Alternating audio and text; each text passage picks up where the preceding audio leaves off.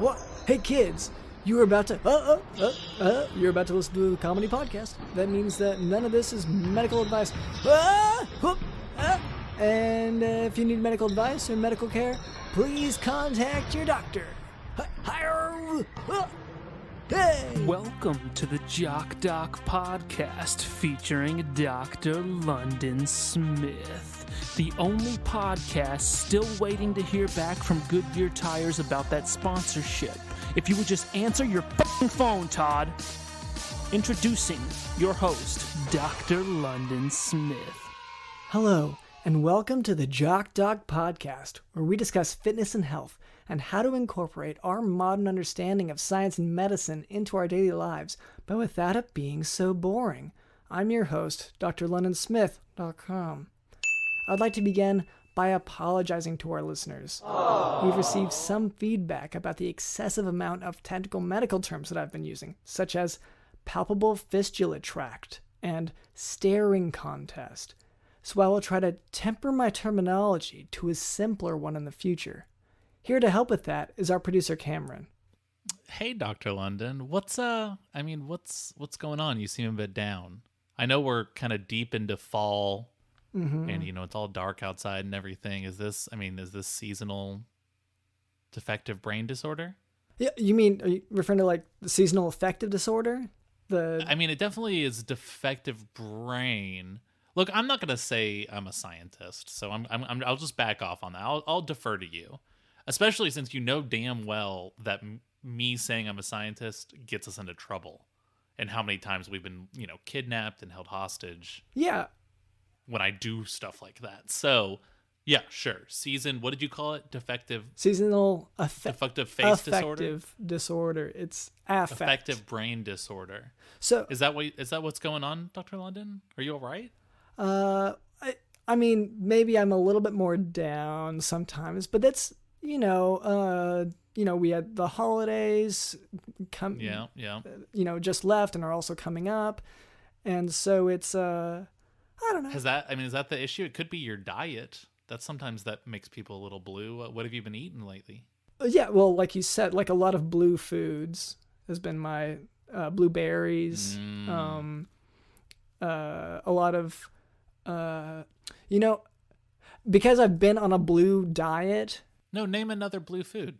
Yeah, well, what I was getting to is a lot of my food was once sort of tan colored or like grains and has since turned blue. Yeah. Maybe I look a little bit ill because I have been eating a lot of food that has turned blue. Oh, okay. So I wasn't saying you look ill. I was saying you look sad. You look blue. But you're saying that's because of the foods I might have been eating.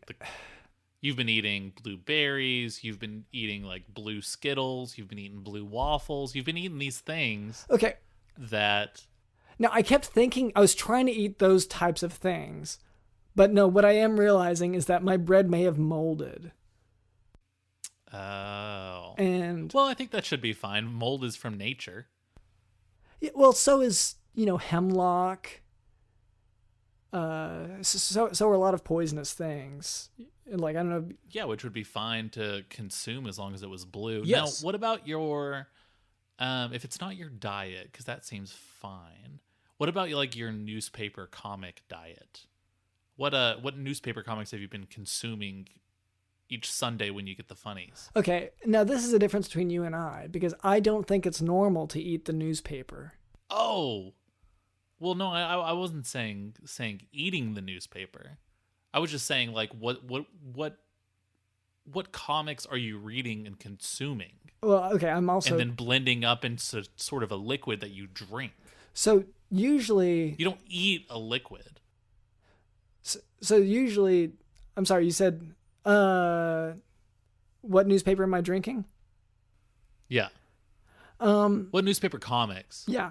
So, normally I'm getting... Are we talking... medical news. Are we talking Bizarro? Are we talking Pearls Before Swine?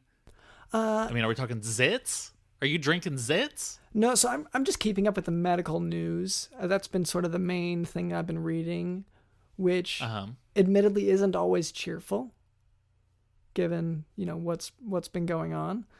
So So that could be, I don't read enough comics. Thanksgiving is what you're saying, because that's been going on. It hasn't been exactly cheerful. Too many doctors stuffed with turkey to do their surgeries. Lots of people die. It happens every year. And it's an issue, and I think it is. I mean, look, we're a pro-medical community podcast, and we support our doctors and our surgeons who listen to this. But I do think it's ridiculous that every surgeon in America is so full from Thanksgiving Day turkey that our death rates spike every single year, and people just say, well, that's Thanksgiving for you. Yeah, I'm just not sure if that's exactly factually true, but thank you for asking about my well-being. But also we're gonna make you happy today. Anyway, we're gonna figure this out. So that's our producer Cameron. Also with us is Digital in the house. Digital in the house. I'm your host, drlondonsmith.com. Now, this is a difference between you and I, because I don't think it's normal to eat the newspaper. I don't think it's normal to eat the newspaper. To eat the newspaper. To eat the newspaper. What newspaper comics have you been consuming each Sunday when you get the funny? Is this seasonal affective brain disorder? Is this seasonal affective brain disorder? Is this seasonal affective brain disorder? Is this seasonal affective brain disorder? Yes. Baby, I've been feeling blue. How about you? Let's talk about it over a bowl of news. Brand new! Baby, I've been feeling blue. How about you? Let's talk about it at a bowl of the news. I've been feeling blue. How about you? Let's talk about it over a bowl of the news.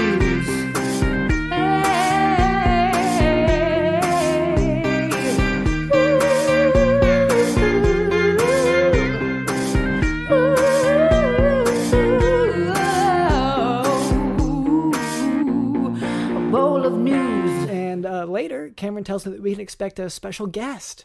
So do look forward to that. That's right, Dr. London. Yeah, but before we move on, I would like to address a bit of listener feedback. I found this note in the Lost and Found at the local library. The note reads, quote, "Are you interested in a Latino 55-year-old male? Yes. Message me if so." End quote. First of all, I would like to thank you so much for reaching out here to the Jock Dog podcast. To answer your question, I guess, we do take an interest in all of our listeners. So, yes, if you just give us enough information to reply, then I would be happy to message you, Mr. Latino 55-year-old male. I would say if you're a big enough fan of this show to reach out to us, we'll do a whole episode dedicated to you.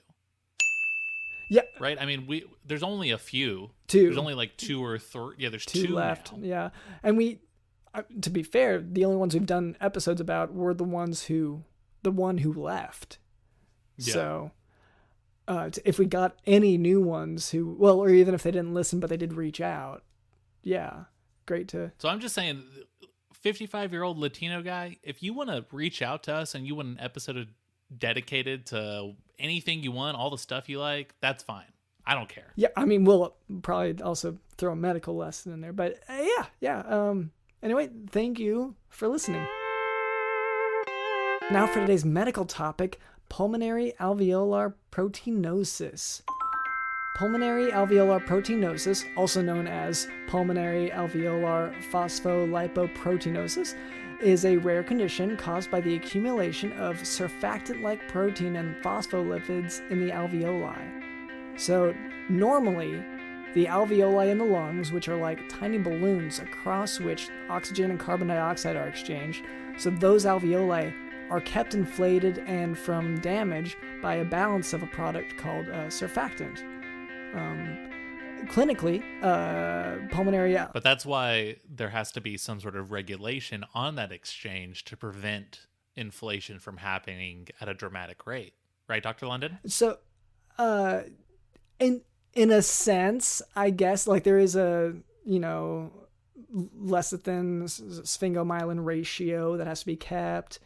But it's not, the regulations are done by your own body usually. Okay, so you're in favor of getting rid of those regulations that sort of monitor how those things are exchanged. And that way, if hyperinflation happens, hey, it's no skin off my nose. I just need those regulations out of here. Well, Is that about right? Well, I don't know if I would say that either, because this condition actually comes from the lack of, I wouldn't say the lack of monitoring, but the something imbalanced about that issue, and that causes a disease. So, in a sense... Oh, so you're in favor of more regulations? For these particular patients... On this kind of exchange of things that might cause like a huge amount of inflation. Well, it's more of just the proteinosis. But I mean, in any case, clinically, pulmonary alveolar proteinosis typically presents with dry cough, dyspnea, hypoxia, rales, and progressive weight loss in patients 40 to 50 years old. And it's actually twice as common in men than in women. Chest X-ray may show a ground glass appearance with bilateral alveolar infiltrates and a bat wing distribution. So it resembles a bat shape. Yeah. If the clinical presentation and the imaging studies... And if you remember, that's sort of how this whole, pandemic thing started. Yes. Yeah. No, I guess... I think they said it was bats at first and then pangolins. Wow. Yeah, which is a type of bat. It just, instead of spreading its wings, it rolls up into a ball. But it's the same animal. Okay, I guess, to be fair, I'm not, that familiar with, I don't... Just a different outfit. It's like a different costume they're wearing. And, maybe. I can't speak to that so much, but anyway, so... But you're saying it wasn't coming from a bat, but it was coming from the bat that's inside of us all along. No, it's more the pangolin that I was getting at. But in any case, if the clinical presentation and the imaging studies are compatible with this condition, diagnosis begins with an evaluation for secondary causes of pulmonary alveolar proteinosis by history, and that's for things such as dust exposure or hematopoietic cell transplant, and examination of the peripheral blood for evidence of myelodysplasia or hematologic malignancy. This is because management will depend on the underlying disease. Yeah, the next step in diagnosis is to perform a flexible bronchoscopy with bronchoalveolar lavage, so basically you're getting a look and a sample of what's in the lungs. And if possible, you'll get a transbronchial biopsy, which is taking a little piece of the lungs. Typical lavage fluid will have an opaque... Just to, take it home? No, so this is for the lab. This is for the pathology lab. Why don't you guys let me take more home? Well, I think it's because, they typically they want to take a look at it to check on a cellular level what's going on. The last time that I went to the dentist and they had to pull 2 teeth, and I said, okay, can I keep those for my collection? I like to keep all the teeth that have been pulled. Mm-hmm. And my dentist was like, no, I think we're going to need it. We're going to have to at least keep it overnight to keep an eye on it. And I was like, okay. But then next time I came in, what do you think he had on his necklace? A pendant. Yeah, a pendant with my 2 teeth. That sounds very strange. Are you sure it was your 2 teeth? Yeah, 100%. You want to know how I know? Yeah, I do. Because I had a little piece of lettuce stuck in between the 2 teeth when I had gone in, and that's still there. You can see it. And you think that they were pulled out, so there's no more wedge, no, I guess, crease for them to be wedged into, for the lettuce to be wedged in. They're pulled apart, and then you think that the lettuce stayed on it. It honestly seems more like he reassembled it to look like that. Is this dentist like is he a doctor dentist? Like, is he an actual dentist, or is this just one of your friends? Well, I mean, I don't know. I feel like lines kind of blur at a certain point, right? Between Who's a friend, who's my doctor, who's my dentist. Yeah, I mean, It's all kind of the same. You can be friends with your doctor, but what I'm asking is this dentist, do they have a degree in... Oh, I'm not friends with this guy. He stole my teeth for his necklace and then reassembled it. He must have taken out the piece of lettuce and it was like, oh, I like how that looked better. And then I guess glued it all together so that there's now a piece of lettuce lodged in between the two teeth again, and then put it on a necklace. Yeah, this sounds like such a specific scenario that is not, like, it's very atypical for dentists. But in any case, so typical lavage fluid has and this is for, of course, pulmonary alveolar proteinosis. The typical lavage fluid has an opaque or milky appearance due to abundant lipoproteinaceous material, and cytologic examination of it reveals copious flocculent PAS-positive material surrounding alveolar macrophages engorged with the same material. Treatment? It's variable depending on the cause, but may be with lung lavage and granulocyte colony stimulating factor. Although this it is an autoimmune condition, these patients are increased risk of infection, so you actually don't give steroids to these particular patients. That sounds to me like it makes them easier to defeat, which I don't know. I don't care about, but that seems like a kind of insulting to your patients. But whatever, keep going. No, that was the end of it. But I do want to. Oh, you're done. You're done reading from Wikipedia. Yeah, I'm finished with reading the article. But there is one here about, let's see, Thomas Jefferson. I don't know if we should move on. I just sometimes get sucked in those Wikipedia rabbit holes. Oh yeah, trust me. The other day, I was looking at the Toby Mac discography Wikipedia page, yeah, and I ended up on Extreme Days, the Toby Mac song, and I was looking at the thing for hours. So, and you see that as a rabbit hole? Oh, I was looking at it for hours, Dr. London. Just the same page. Yeah. I was completely just caught up in the moment. It sounds many moments, yeah. Anyway, we can go ahead and move on from there.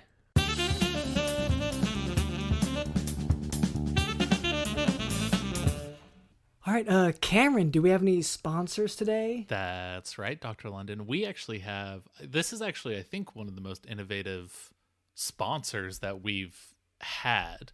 I mean, oh, wow. We've talked about it a lot. Like, I'm a techie. I'm all about new cutting edge technology. It's in my blood. It's who I am. Oh, let me see that gizmo. And I'm on when I go to people's houses, I'm at their ovens and I'm just turning knobs and I'm pressing buttons on their microwave. That stuff drives me wild. Well, not to correct you, with the cutting edge, you do bring a razor blade with you and you cut the edges of a lot of their electronics. I feel like that's what I've seen the most. Oh yeah, that's right. I mean, every year, every new line of technology, these things are getting thinner and thinner. You know what I mean? And so yeah. I'm all about keeping technology light and thin and all that. And if if my razor helps accomplish that, then so be it. And I get technically your specific descriptions of slim. Yeah, it does do that. But anyway, Dr. London, are you familiar with the concept of roasting? Like you're roasting someone? Yeah, like let's say you're in a foreign country where it's a cannibalistic society. And so you get trapped or caged, you fall into a trap, and then they put you on a spit, and they're rotating you. Not exactly. I feel like that. It doesn't. That's something maybe from your own personal experiences. I don't know. Yeah, well, I do missionary work. Yeah, I don't know who you're hanging out with or who your buddies are, but this is more like heckling, like roasting people, like throwing insults their way, but it's all in good fun. You know what I'm talking about, Dr. London? I feel like that also happens whenever you're being roasted alive, or to me, they were insulting me a lot. Yeah, there's a lot of shouting and stuff. I imagine there's a lot of commotion going on in that kind of situation. A lot of crossover between these roasts. It would be weirder, I feel like, in that situation if things were just dead silent. If you were being sort of spit roasted alive and just no one was talking, everyone was looking at their phones. That would be, that would be insulting. Well, it's just a cultural thing. It depends on the culture you're in, really.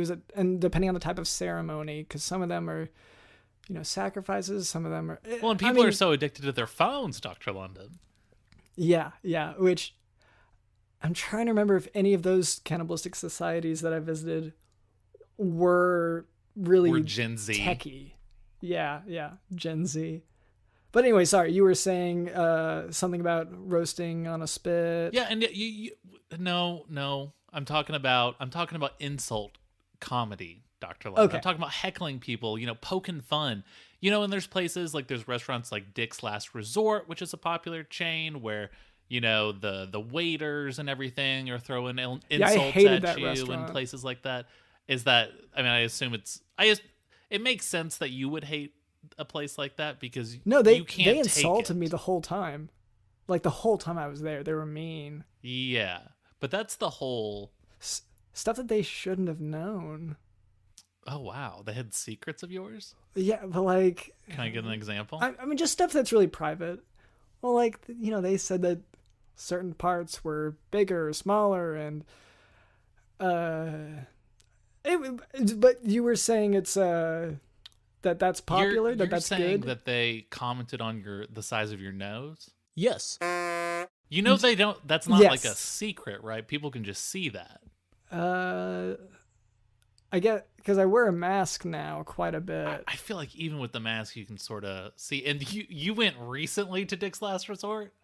This is in the last couple months. So if you order to go, then they will. They'll do it over the phone. They'll insult you over the phone. Oh, okay. Yeah, I didn't even know. I haven't tried I haven't tried getting Dick's Last Resort as a delivery. But regardless, all that kind of fun. Don't you wish you could bring those kind of insults and that kind of roasting fun back home, that kind of heckling?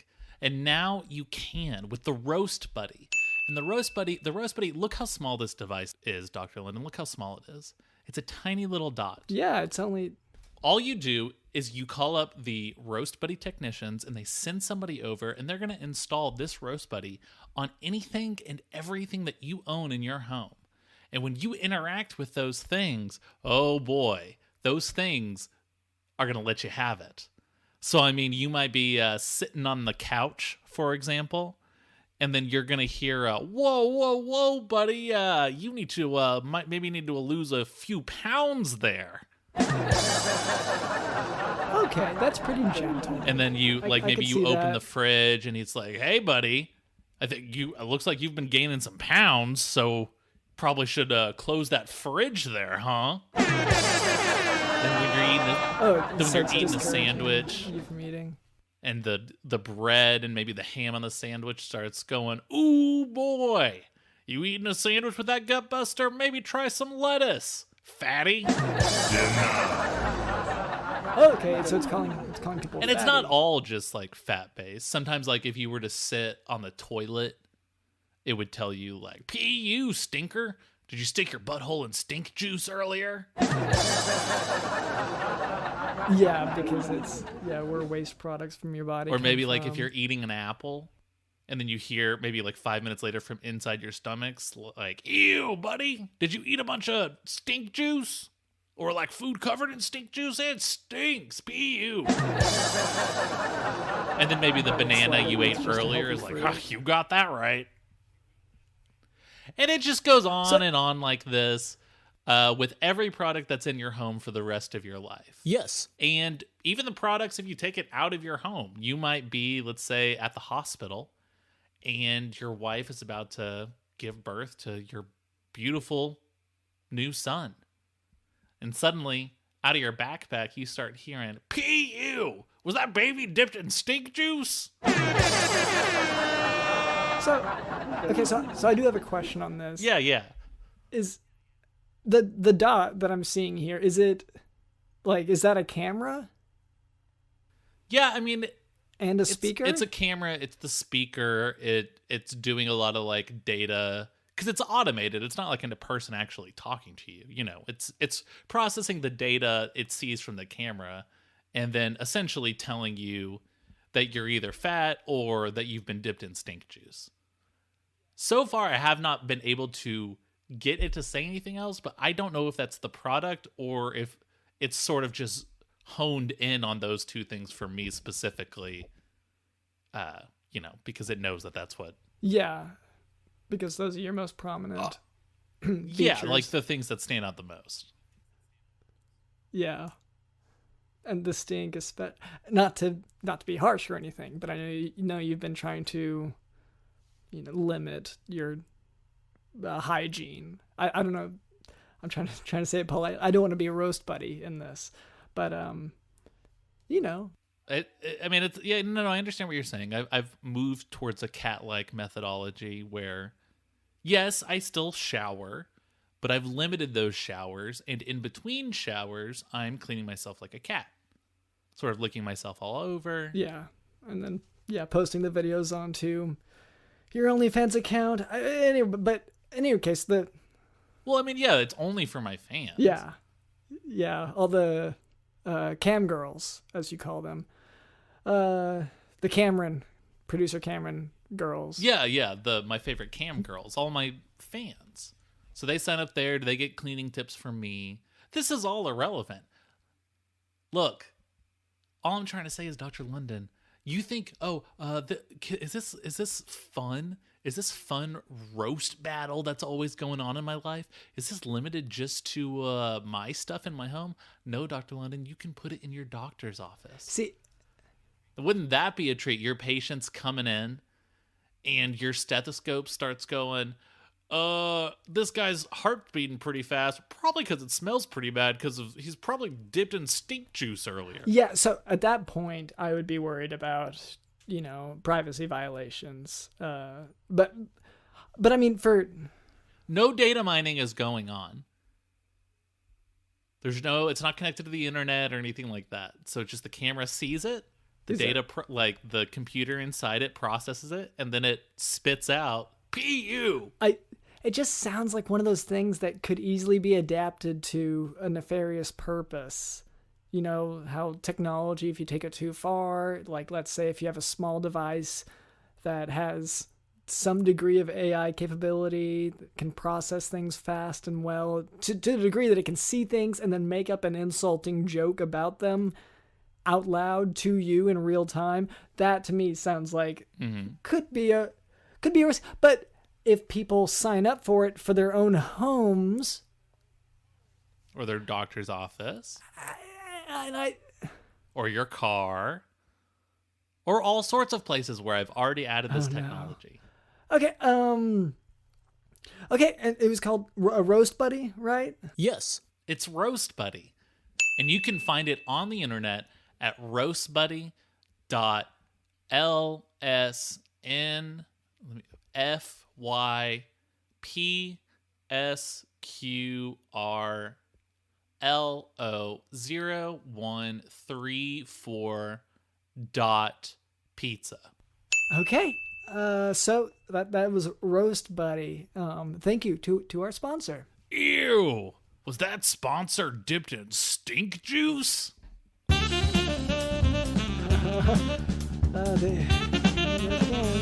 So, Cameron, you said that we have a guest today. Is that right? That's right, Dr. London. We have, if I do say so, one of the most exciting guests that we've ever had on this show, Dr. London. I feel like you do say that about every guest. Well, are you going to look at our guest and tell him that he's not one of the most exciting guests that we've ever had? Look at him in the eye and you tell him that. I'm sorry. So my name is drlondonsmith.com, and this is my producer, Cameron. Hi. Yeah, what was your name? Hi, I'm, my name is Sean Curry. Okay. And that's curry like the dish? More, I mean, yeah, it's spelled the same, but I like to tell people it's more like the player. like the Okay. basketball player, you know. Oh, so Yeah. you're talking about like Steph Curry. Yeah, you know. Maybe for our listeners who aren't as sporty as Dr. London, yeah. The Jock Doc. the Jock Doc Among Us. himself. Yeah. Yeah. And I mean the dish is works as well because I mean it's spelled the same. But I'm often told that I resemble Steph a little bit too. So, that's kind of okay. why I go with that explanation. I get resemble in what way? Because I can't say that you look like Steph Curry. Well, that's funny that you say that because like I get it like all the time. Like I get it all the time. Like people often like when I'm just walking through the mall, they want to take pictures with me and stuff. Like I mean, it might just be the lighting in the studio. Like it might just be kind of like It completely you know. transforms how people look. Lighting is super important. Yeah, because like like all the shadows and stuff on my face Well, now. the I think it strobe might- lights. Yeah. Yeah, because you're only getting like intermittent like images of my face, so you're not. Yeah, which- it's not like. I don't. And Cameron, is there a reason for that? I know you set this up. Is there a reason for that in the disco ball, the strobe lights, and the lasers? Yeah. No, I set it up for a kind of a cool photo shoot that I was doing. This was in like 2012. And Okay. I have not been able to turn it off quite yet. But I'm still tinkering with it a little bit. So don't touch it. I'm tinkering with it. Don't touch it. Okay, because it really, I mean, I would hate to say, but like if we had anyone come in who maybe might be epileptic, then this could actually be an issue. Kind of a cool thing to capture on the show live. Yeah, I mean, I kind of like it, to be honest. Like, I wouldn't tinker Okay. with it too much. Like, maybe, like, if you're going to tinker with it at all, like, maybe put some kind of, like, colored, like, tissue paper in front, like, purple or Right. something, you know? Well, every once in a while, it does flash the like NBC logo cover colors because this okay. whole photo shoot was for Whitney. It was promotional Oh, tie-in okay. for Whitney, the Whitney Cummings sitcom Yeah, from yeah. 8 or 9 years ago. And so you do get some color every once in a while. Unfortunately, when I was thinking like what color best represents Whitney Cummings, I could only think of like, I guess, light color, like light bulb color. I couldn't really come up with anything else. And this is just a voluntary fan shoot, right? Like you weren't hired to do that. Oh yeah, it was a spec photo shoot. Yeah. Yeah. Anyway, I'm sorry. So back to our guest. And like I said, with the strobe light, it is difficult to exactly see all your features, but Yeah. Sorry, I shouldn't even be throwing out things like that. Sean, what brings you to the show today? So I've been listening to Dr. London for a while now, and I really appreciate the advice that he gives to all of your guys, guests and stuff. And I've been kind of going through a thing myself lately. And you you want to go to Dr. London about this? Even after hearing- because like all the other doctors that I've gone to, they didn't tell me what I wanted to hear, so I kind of have a good feeling. I like kind of have a good feeling about Dr. London. Yeah. And that's a tough thing the medical community is really struggling with right now. Is not. Yeah, it's like they're always just trying to like hold me back and like tell me what I can't do, and Yeah. I just I'm a firm believer that if I work hard and I believe in myself, I can do anything. Absolutely, yeah. And so like I've been really struggling lately just because like I don't like you guys aren't aware, but like I just want like I've entered myself into the upcoming NBA draft.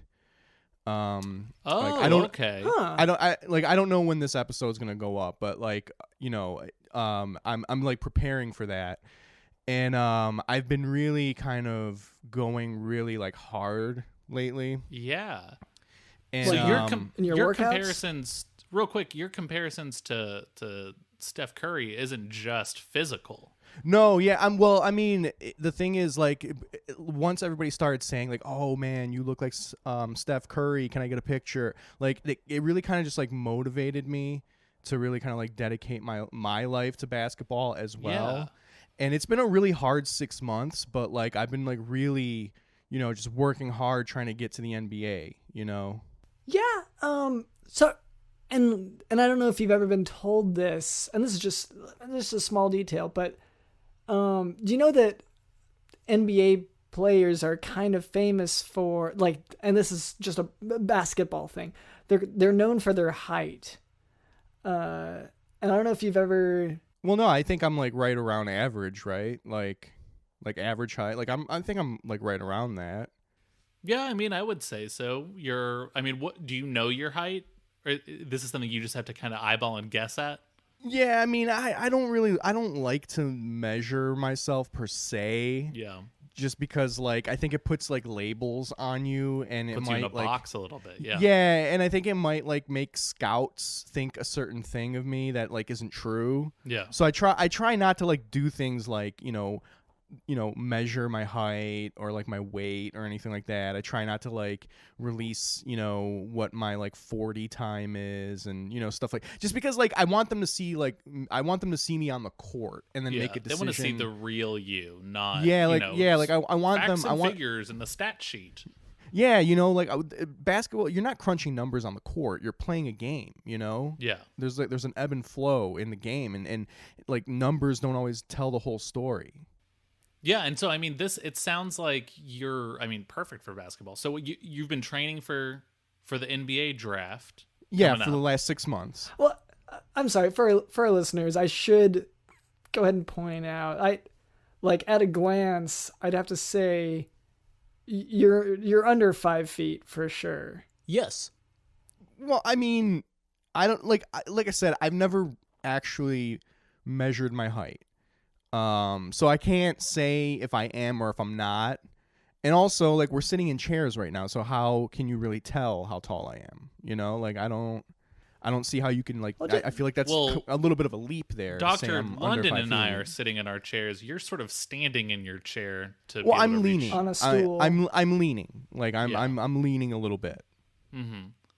But it looks like your feet are in the chair, and then you're leaning forward to be able to reach the mic. Well, they're like my feet. They're like on that little the bar, like the bar that's like holding. They're like on that, but I mean they could touch the ground if I wanted them to. Okay. Can you prove it? Well, that's why I'm here, because like I've been training really hard lately, and I've been feeling like a little bit of like pain in my knee. Oh, okay. And I'm a little worried that like that might scare the scouts off. Yeah, especially if you're prepping for pro. I mean, people worry about knees more than anything else in basketball.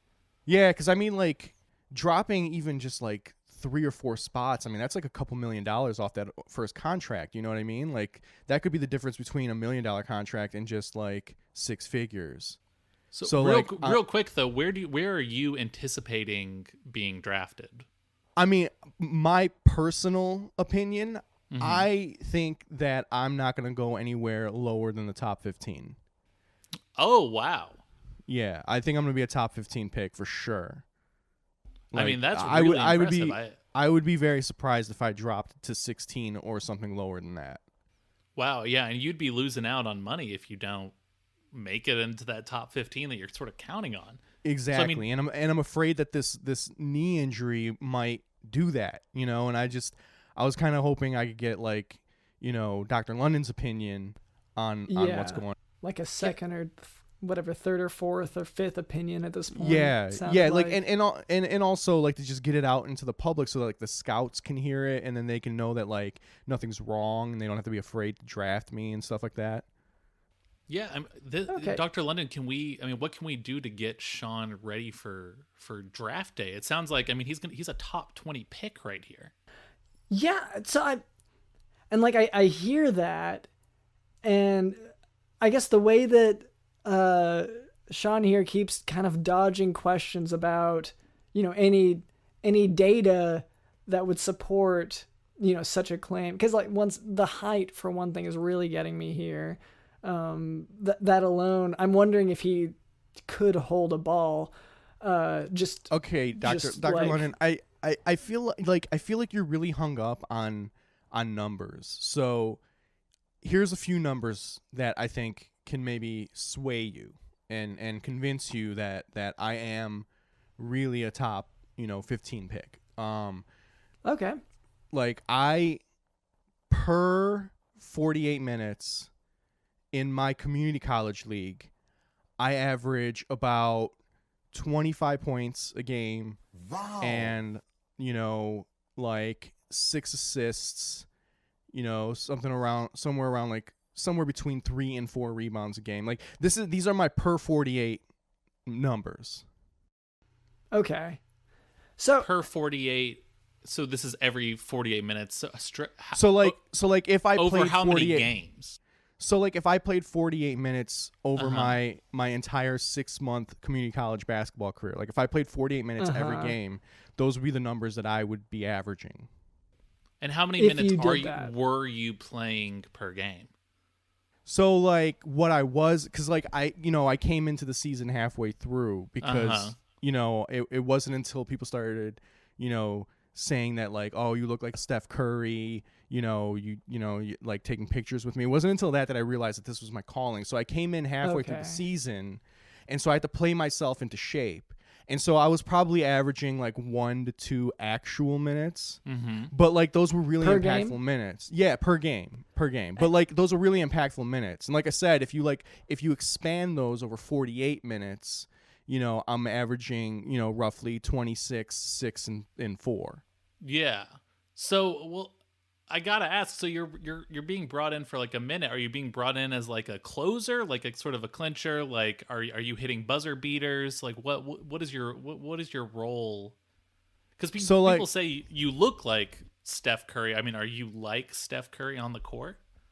Yeah, I mean, like I'm like I shoot a lot. I take a lot of shots. I take them from far away. I can dribble the ball. Wow. Like I can go forward. That's can go backward. For basketball, yeah. Yeah, like I can go side to side. Like I can go anywhere. Like I can go anywhere on the court that you want me to go with the ball, like dribbling it. Oh wow. Yeah. Could you do like a diagonal?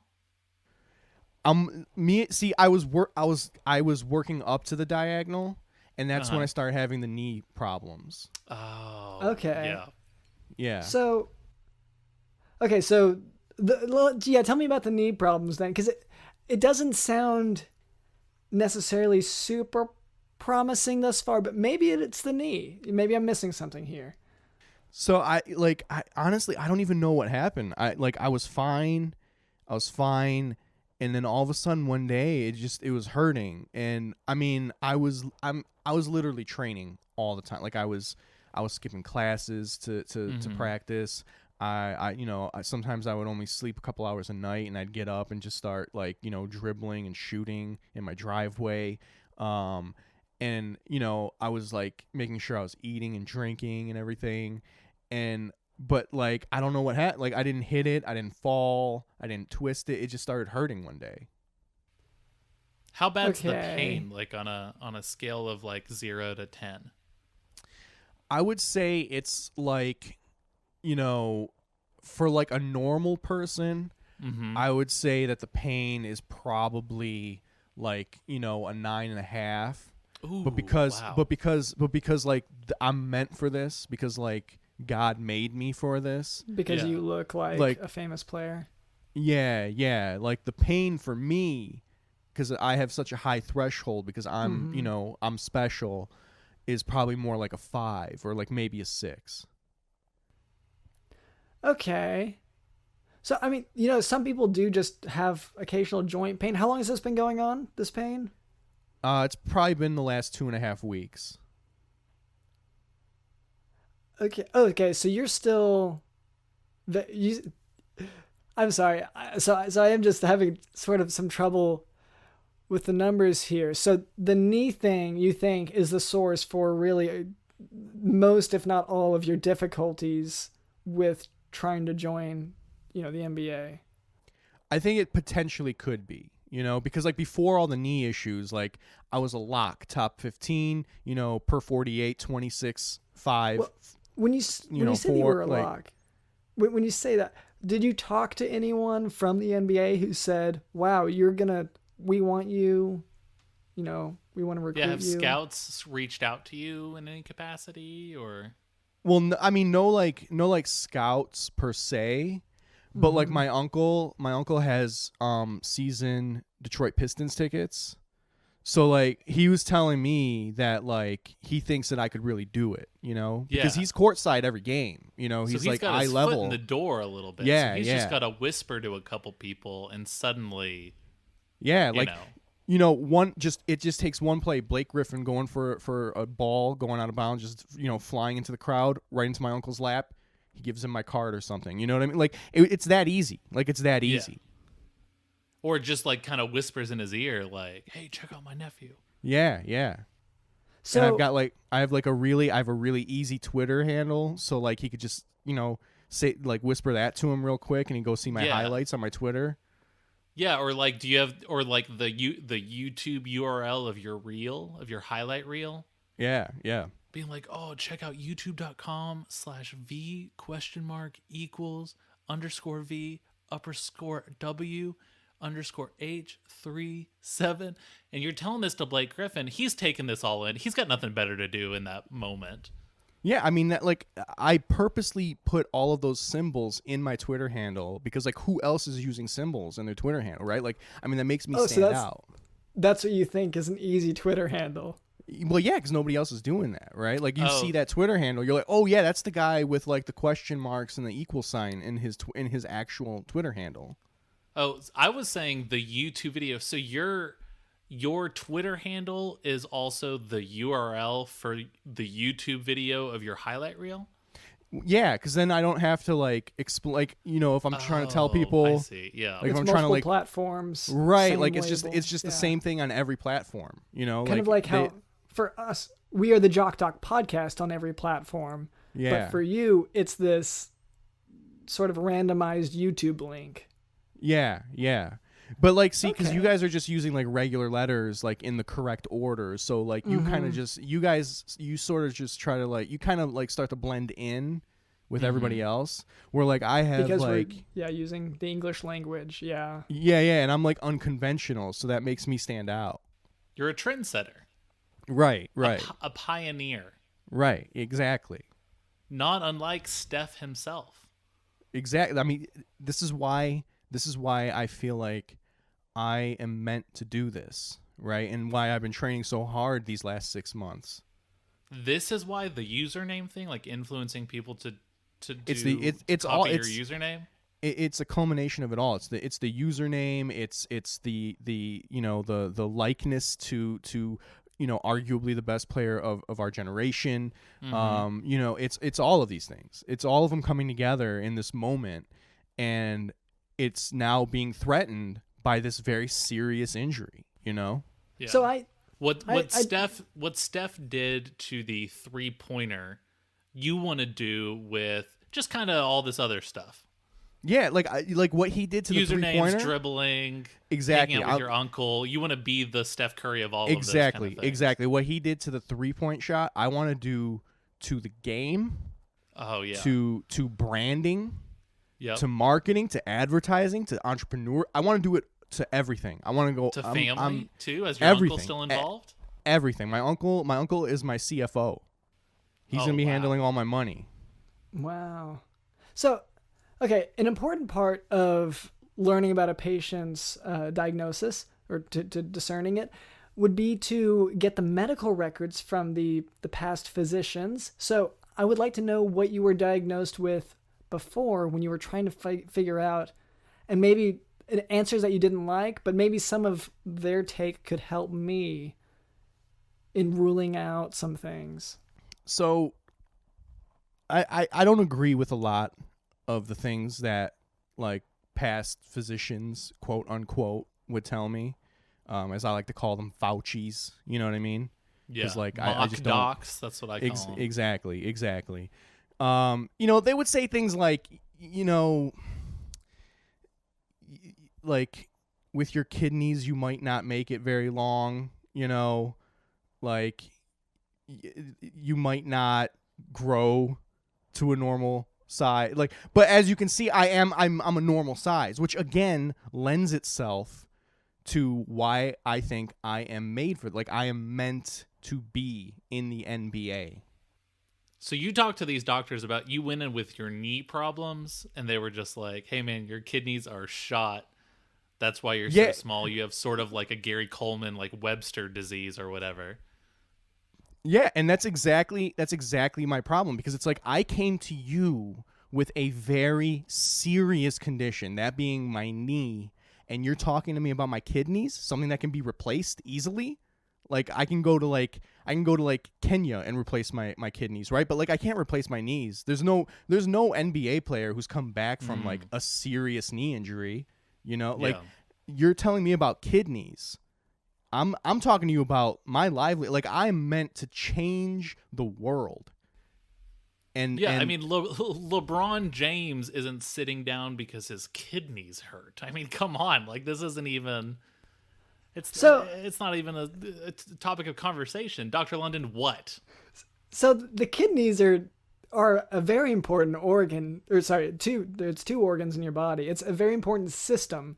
It helps your body get rid of a lot of toxins, and it filters your blood. It's how you make urine. It's all.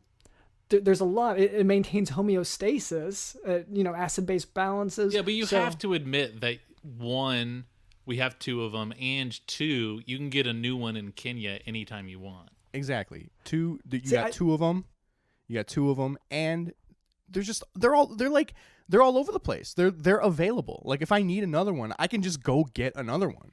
You have to admit that. Admit that. I don't. Okay, and I know you want me to admit that, but for one thing, he did use the plural kidneys to say that. So I'm guessing that both kidneys are looking bad. I mean, that's what they told me. Yeah. So to me, if both kidneys are going through, kidney failure, just the way you phrased it, that's what it sounds like. Then you're either about to be on dialysis, or even in the short term, you might have to be on dialysis while you get put on a donor list, looking for kidneys that that they can match to yours, and that's there's a wait list. Do you think that'll affect his draft day ranking? Yes, I do. I mean, I don't know. Like scouts are more worried about like what I can do on the court. I mean, kidneys. They're not going to stop. Which is another issue, actually. And if he's the Steph Curry of dribbling, basketball, family, and branding. Okay, so I feel like any scout's going to want that on their side. When he has when you have minor knee pain from trying to run diagonally across a court. It's not minor. I mean, listen, it's minor for me because, like I said, You're built for this. I have God-given abilities, so it is minor for me. But like let's say you, Dr. London, were feeling what I was feeling, you'd be curled up on the ground in a ball. Like I mean, it's painful, but because I can take it, and because I was like, God made me for this.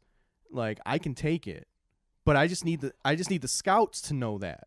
Can I ask real quick where on your body this pain is coming from? Can you point to it with your finger? All right, it's like right in here. Like right in the back, right in there. Okay. The back of your. So I don't see any swelling. No sign of inflammation. So I guess, at a glance, what I would recommend is probably icy hots and things, rest. Maybe you don't need to, I don't know, you keep saying you've been training hard lately. Maybe don't do that as much, because I'm not sure that this is necessarily a realistic goal for you. I've been.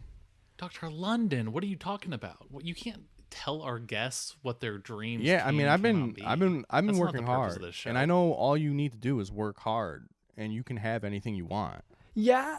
So. And when did this dream start? 6 months ago, when everybody started saying I looked like Steph Curry. Yeah, so you're gonna look our guest in the face and tell him that the thing he's been training and dreaming about for the last 6 months. Yeah. Yeah, Dr. I mean, I came here like 2 or 3 months already into quarantine is when this dream started thereabouts. Could could I have a follow-up question here. What are you majoring in community college? Why are you in community college? I mean, What was your dream prior? Well, I'm there. I enrolled because of the basketball program. They have the Macomb Community College. Their basketball program is stellar. It's a really good program. So But you didn't know that you were destined to be a basketball star until after. So was it just to watch the games? Is that why you chose that school? Well, no, I went and watched like one game just because like I didn't know what to expect. Like I was just trying to see like, I still was a little, I was still maybe like a little, right. Like I was still maybe a little bit unsure. Like, are people going to make fun of me? Of the rules of basketball and like what it is. Things like that. Like, like what are teammates like? Are they going to like laugh at me if I do something wrong, or are they going to like encourage me? So I wanted to just go and get a feel for the team, right? So I went to a game and they won. So I was like, this is it. This is where I belong.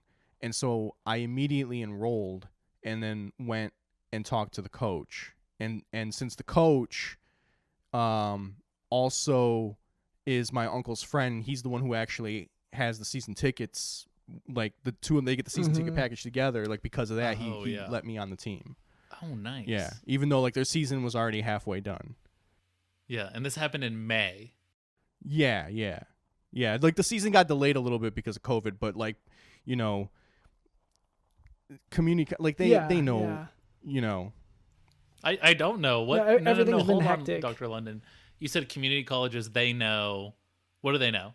Like, listen, I don't want to discourage anyone, during this trying time, but like, we all know that like the mask thing, like, come on, and community colleges, they know that the mask thing is just like it was just it's for the pageantry. Yeah, it's not. It was just an excuse to sell bandanas for cowboy costumes for Halloween. Yeah, exactly. And also, like, I don't know anybody where I'm from who got COVID. I don't know anybody in general. Literally no one. Yeah, like literally no one where I live has COVID. No one around. No one's been talking to me. No one's been around me for a long time. I don't know anyone. Exactly. Okay, And I should listen. I don't clarify for our listeners. Because just in case they take this seriously, just to make sure my opinion's different. There has to be two sides to this. I would say that, masks are, a helpful thing. Yeah, they're helpful to the spirit company to be able to sell all those bandanas for cowboy costumes. Listen, if like I'm not saying that COVID isn't real. Like I believe that it is real, but if you live in a place where people are getting it, then sure, wear a mask. But like nobody's getting it where I live, So I don't see why I should be wearing a mask. And I think my community college sees it the same way, which is why they didn't completely cancel the season. They just delayed it a couple months, right? Yeah. And which again lends itself to the fact that I am meant to do this. Because if I wasn't meant to do this, that season wouldn't have gotten delayed and I would have missed it. Yeah, that does make sense. But because that season got delayed, that gave me the opportunity to play basketball, which is my destiny. Yeah, it was sort of like destiny bending. It was Flight 814 crashing on that island many years ago. It was destiny pulling you towards this, starting in May. Joining your community college basketball team.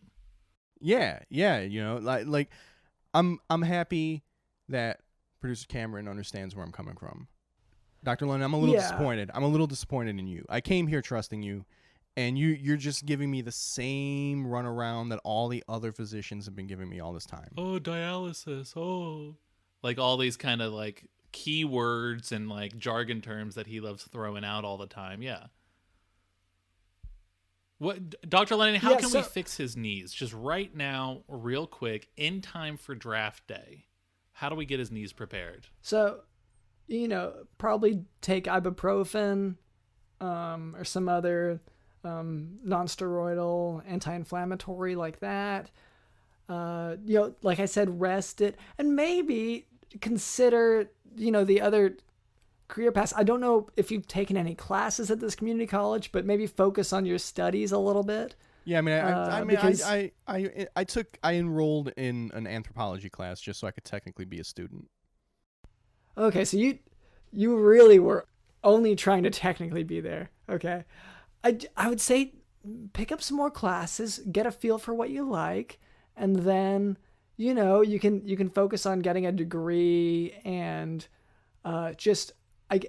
if nothing else, as a backup plan in case something crazy happens with the draft.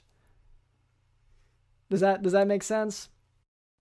I mean, I don't see how this is going to make scouts feel better about drafting me with an injury. Dr. London's not a sports guy. He's not going to be able to give you what you want. Here, listen, Sean, listen to me. Look at me, Sean. I'm listening. You've I'm been listening, dreaming Dan. about spot number 15. How about you dream for the top 10, baby? Oh, I like that. And for our listeners, Dream about Dr. London, this is what I was expecting from you. Was this kind of encouragement? Sean, Because I didn't even I thought, I'll admit that I'm coming to this dream a little bit late. Okay, I've only been at it for 6 months. At the age of 32, I decided, you know what, this is my calling. yeah. And so I understand that I'm a little bit behind the ball, but I didn't even realize I could be a top 10 pick. And that's something that doctors and the establishment, these people are never going to tell you these things because those are positions that they want. Dr. London is looking at ooh, draft day. I haven't thought about that yet. Ooh, I bet I could be prepared for next year. That's how he looks at these kind of situations. He's trying to keep you down so he can kind of steal that spot away from you. But I mean, Dr. London, that's really, I don't know. This has to be some kind of violation of ethics, where you're trying to knock me down on my dream so that you can advance, so you can leapfrog me, and you don't even look like an NBA. There's not one NBA player that I can say you look like. So I don't even understand where this dream of yours is coming from. Yeah, I mean, I guess he does share a lot of facial features with Shaq. I'm not gonna deny that. Yeah, but Shaq is retired. He's not even an NBA player That's anymore. true. He talks behind a desk now. That's true. He's just another talking head. But so this is what I gotta ask. Forget Dr. London. We're speaking right now to the scouts who are listening to this podcast who want to hear what you got. Tell me how you say that you're always shooting shots from far away. What percentage are you making those shots? Oh man. Well, I would going back to my per 48 numbers. If you go by my per 48 numbers, I would say that my deep 2-pointer game, my shot percentage, I would say is roughly 49%. Oh wow. Yeah, that's per 48. Yeah, which I think is the most kind of accurate statistic that you're gonna get. I think that gives you an idea of where my ceiling. I just need the opportunity to play 48 minutes, and I can put this kind of performance together. And real quick, that's what these numbers are telling me. Real quick, because I know the season was delayed because of COVID, and you joined halfway. I do gotta ask. So, how many total minutes did you play? I mean, total minutes, all of the minutes that I played, all of them. Including practice? No, in a game, not at home, not maybe watching basketball on TV, none of that stuff. In a game. And not in a video game. Not in or a video a pickup game or a Okay. scrimmage game in an exhibition game. Okay. So actual court time. Yeah. I would say In a game that matters, in a game about- that counts, not a pickup game. Right. with friends. Right. Yeah. Right. I would say I played about 6.25 actual minutes. Okay, so scouts, if you're listening to this, we've got an experienced player who's had minutes on the court, who has close to a 50% shot range. I mean, how many points have you scored? So wait, out of... Well, the 50% is per 48. So like if I got to play 48 minutes, the numbers translate to a 50% shooting percentage. Yeah. Right, which is why I think it's an impressive number, because I've only played 6.25 actual minutes, and for that to translate to 50% field goal shooting per 48, I think that's a pretty impressive number. Yeah, I mean, because literally all you have to do is just let me play 48 minutes, and you will get that production from me. Hey, you're preaching to the choir here. I am.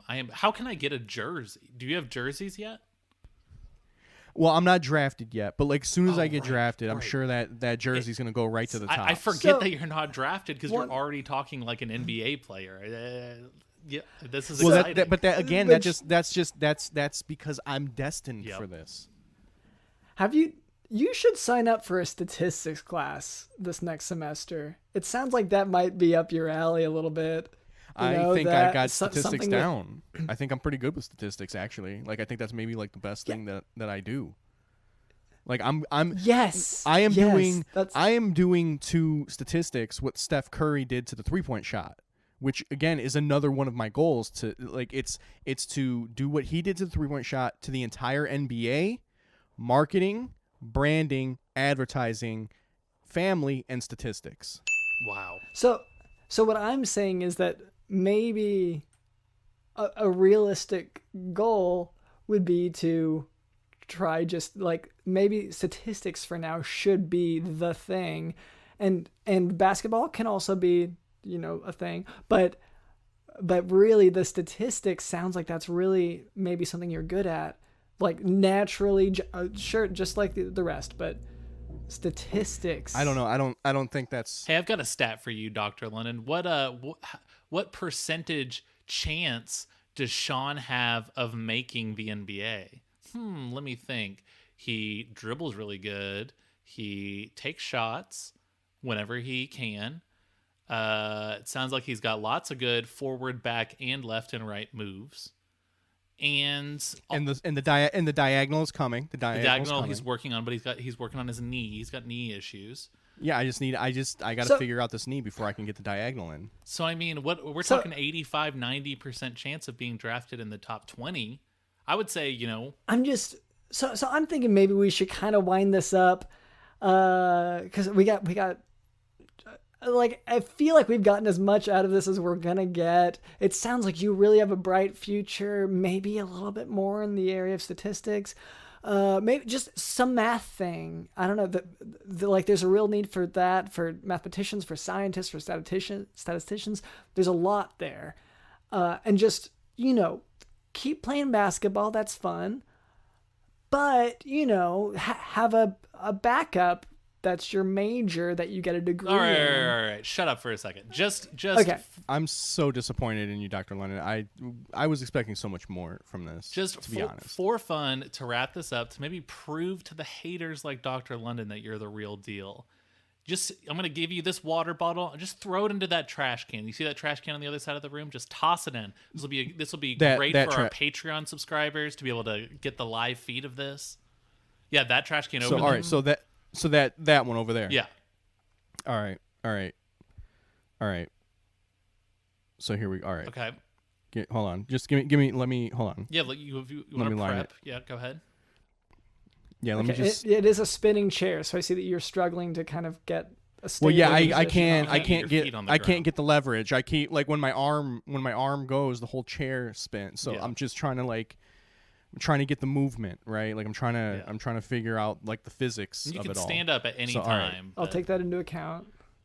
Well, no, I'm gonna do it sit. I'm gonna do it seated so I can show knees. you that Yeah. I'm a right. So all right, here we go. Okay. And yeah, that was. Ow. I mean, that was close. Okay. Yeah, but like, see here. So like, here's the thing. That goes like perfectly with my per 48 numbers. Like if you give me 47 more tries, I guarantee you one of them will go in. Yeah. Well, Okay. I don't think we have time to do that many, because we really, and I think we warned you about this before. What, is somebody else coming into the studio? well, no, I do have a quick question, just really, really, really, really quick, just to wrap this up a bit. You know, when I said, I was kind of being nice when I said that water bottle got close. It made it about halfway, and that's why it hit Dr. London here, which does have me wonder, when you say that your 2-pointer shot is about a 48% chance, do you mean you make it 48% of the way to the basket? No, I mean no, it's like what I said. If I played 48 minutes and I shot the ball every time, I would make 50% of those shots. Right. But it has nothing to do with okay. I think I got it. Yeah, and also like the distance between, I mean, there's a couple factors here right now. Like the distance between me and that wastebasket is almost double where I'm normally shooting from. Okay. And also that water bottle, I mean, it's like not even a fraction of the weight of the ball. And also I'm dealing with this like spinny chair, you know, so like you can't base that one shot. Like this isn't even a real bat. Like that's not a hoop. That's not a ball. All right, it's like completely different when you have a ball and a hoop. No, that's fair. And you're not in a chair that's spinning every time you move. Yeah. And I feel like any scout that is judging your, NBA preparedness by your appearance on an audio only podcast, they're really going to take that into account. So you're endorsing me then. So you're telling the scouts to not worry about this knee injury. You're telling them that it's okay, that they shouldn't pass on me, and that I should stay in the top 15. You have heard it here first. Sean Curry with the Jock Doc seal of approval. Yes.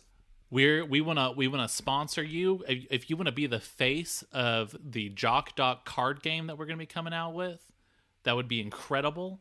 Of course, like, I mean, yeah, you guys are the ones that are putting me on the map right now. Like, done deal. All of this is going to be possible because of this podcast. So yeah, of course. Done deal. This is amazing. I mean, Dr. London, do you have anything to add? Mostly just like, we have this chore that we've got to do, and I hate to transition so abruptly, but we really fudge. Like, it's one of those things that we just can't get out of. I forgot about the chore. Can Sean help us with the chore? Yeah. I mean, Sean, can you hang out for a second and just help us with our chores?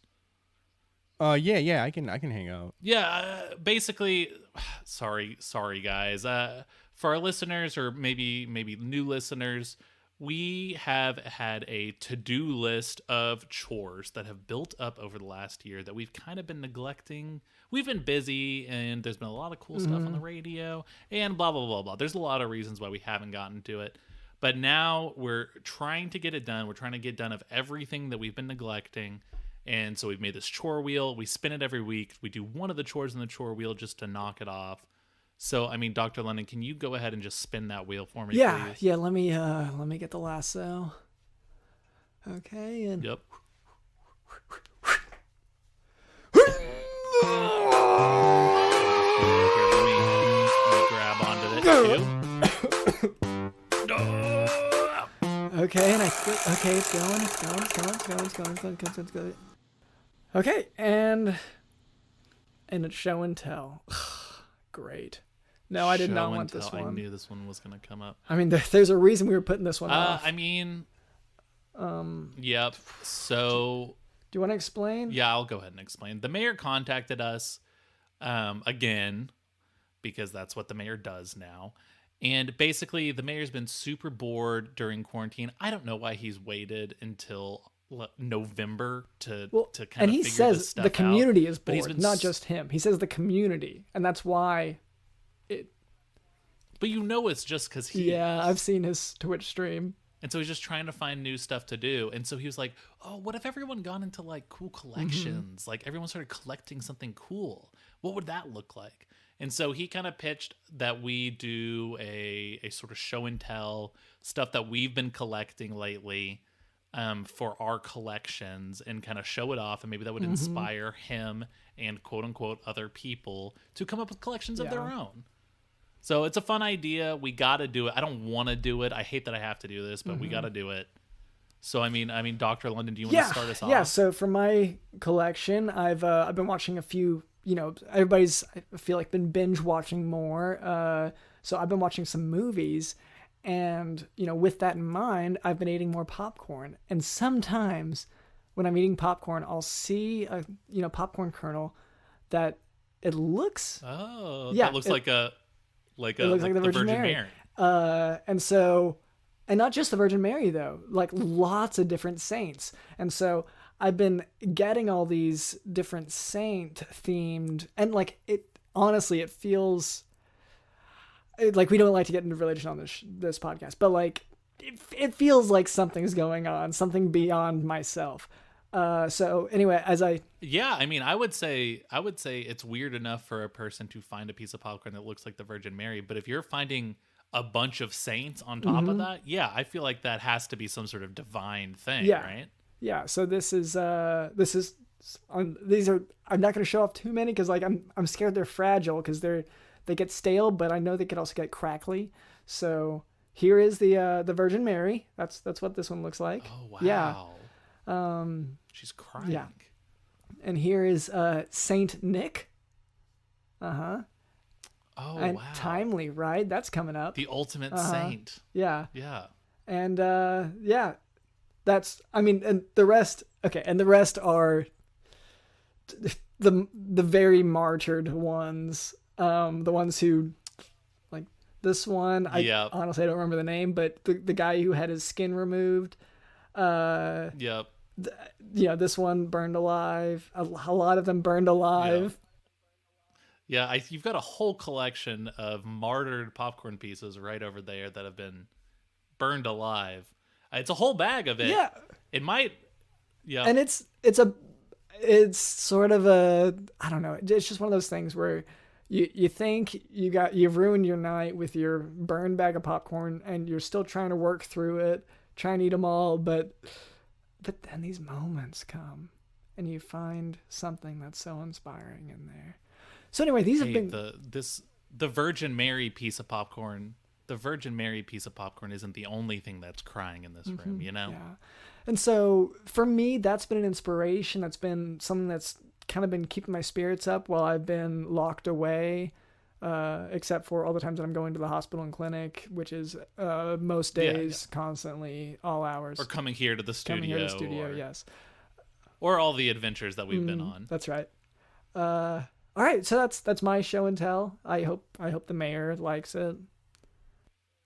Yeah, I think that would inspire a lot of people. Now, so for mine actually, mine, speaking of quarantine and all that, mine actually started at the beginning of quarantine. And it's actually, I can hold up, I can show you what I've got. Like, this is one example of a hand sanitizer. And I've been collecting different kinds of hand sanitizers in large bulk amounts.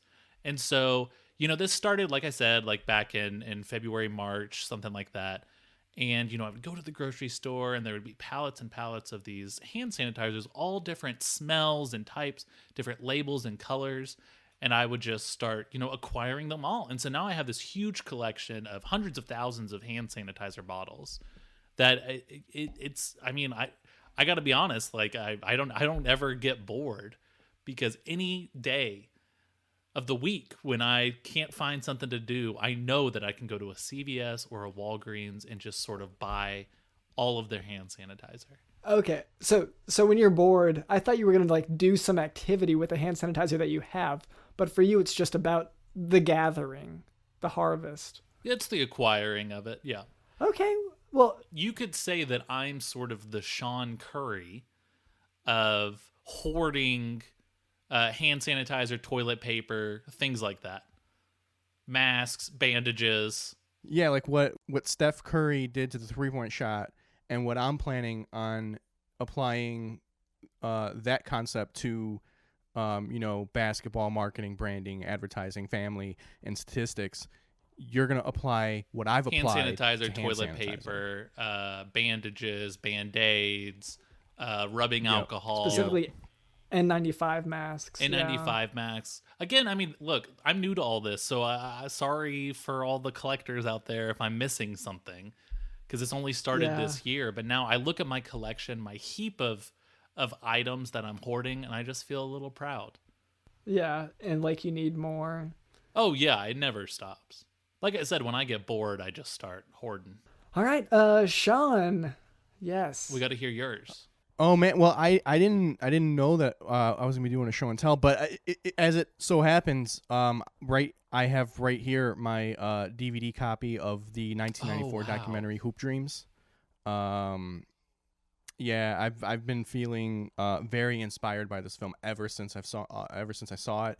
I've been carrying it around with me everywhere I go. When did you see it? 2 nights ago. It just like really.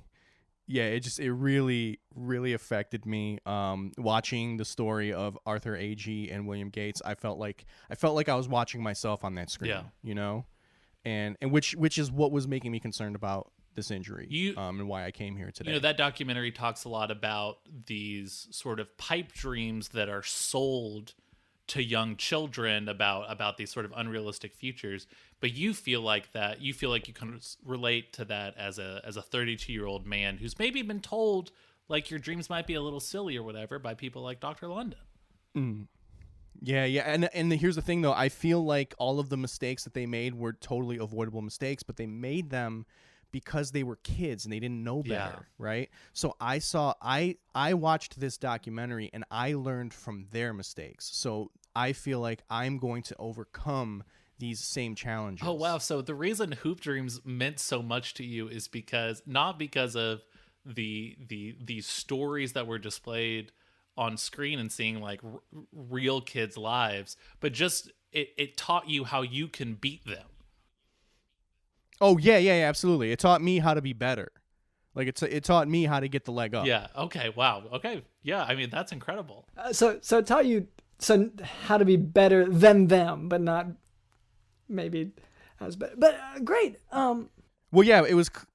Yeah. But I mean, it was clear that they were going to go on to have Hall of Fame careers, right? So if I'm better than them, that means like I'm, you have a real shot. I'm going to be a player of this generation. Yeah. Well, I guess at this point, I guess we'll just wrap it up. We did our chore. You want to, launch the chore wheel then to kind of care. Sean, would you do the honors of launching it? This is how we end it. Sure. I can. So if you could just grab that lever there. Can the one way up there? Well, it's not way like it's just normal height. I mean it's. Yeah, well, I mean it's it's kind of high to me. I don't know what you guys consider normal. Here, do you want me to pick you up? Here, I'm going to pick you up. All right, ready? Okay, all right. All right, ready? Yeah. Okay, can you grab it? I got it. Okay, now. All right, pull. You got it. You got it, strong guy. Oh. Was that? Oh, that's there great. it is. You did it. You did it. Good job. That was great. Slugger. Oh, man, all right. You did All it. right. Good job. I mean, if you guys gave me like 47 more chances, I could really get into pulling that lever. Yeah. So we'll go ahead and I think wrap it up now. The chore wheel's done. I think we've heard a lot about you and your inspiring story. Anyway, thank you to Sean Curry for being on, for sharing your hoop dreams with us. Thank you to... Oh, I'm sorry. I should ask, is there a way for our listeners to follow you, to keep up with you after this? Yeah, you can follow me on all social media at !7ZGWC8. All right. And I've heard, and this is just through the grapevine, I've heard that you're a fan of a particular show, a podcast that we've had some interaction with by chance. Oh And yeah, just, yeah. This is, I know that's a very small hobby there- of yours comparatively, but Yeah. No, there's like it's your guys' show and one other podcast that I listen to, and that's literally it. I don't listen to anything else. The other one, the other podcast called the Truthcast. It's these like two really smart and informed guys who they really kind of dig deep into the things that like the media is afraid to talk about. And they really just kind of uncover different kind of like truths that like can help you live, a more full and productive life. Like maybe if the media is telling you you're too small to play basketball. Exactly. Yeah, It's all these guys kind of speak truth to you. Exactly. These guys on this show, they're nothing but positive, and they really kind of help you to block out all the haters so that you can fulfill your dreams. that's great. They actually, if I'm not mistaken, there's a recent episode with some wise people on it, from what I remember. Oh, I mean, they have wise people every All right. Yeah, that's fair. I guess what I'm thinking of is, I don't know, maybe they were just excitable, but there were some short people or something. I don't know why I'm reminded of today's interview as well. Anyway, we can, we'll wrap it up there. So once again, thank you to Sean Curry for being on. Thank you to our producer Cameron. Thank you to Did You Do in the House?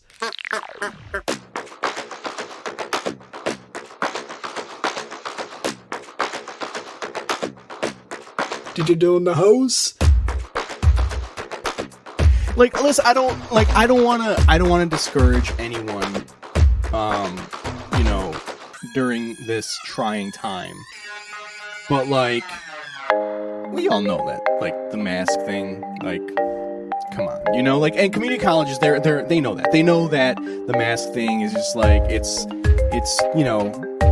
for the pageantry. It's for the pageantry.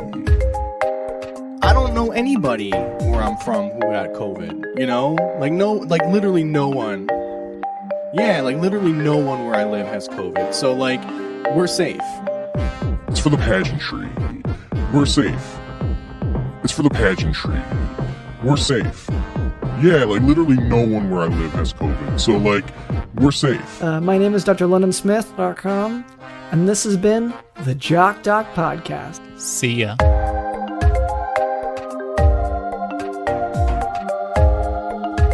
Listen, I'm not saying that COVID isn't real. Like, I believe that it is real, but if you live in a place where people are getting it, then sure, wear a mask. But like, nobody's getting it where I live, So I don't see why I should be wearing a mask. And I think my community college sees it the same way, which is why they didn't completely cancel the season. They just delayed it a couple months. We're safe. After months of writing letter after pleading letter, it finally happened. You began putting pen to paper so long ago, and if you're being completely honest with yourself, you never expected your words to bring about change. After all, what is the strength of one person, one individual, in the face of the immense populace that occupies this granny that you penned, and the many more drafts that you threw away when you couldn't quite get the wording right? They finally paid off. The guys who would always play ball at the corner are finally officially letting you join them for a game. Now, they didn't respond to any of your questions about bringing in an unbiased third-party referee, nor did they address your concerns about where this will leave your relationships with each of them going forward. But based on the smoke signals coming from that building across from where they play on the corner, you can finally be in the game. Speaking of finally getting in the game, don't forget to leave a 5-star review of the Jock Doc podcast, in which you share about the messages you decrypted based on a neighbor's house catching on fire. And consider supporting us by becoming a patron on the Jock Doc podcast Patreon. And while you're at it, go ahead and share the Jock Doc podcast with a friend or foe. You can send them a link to your favorite episode, or just send them our handy website, jockdocpodcast.com.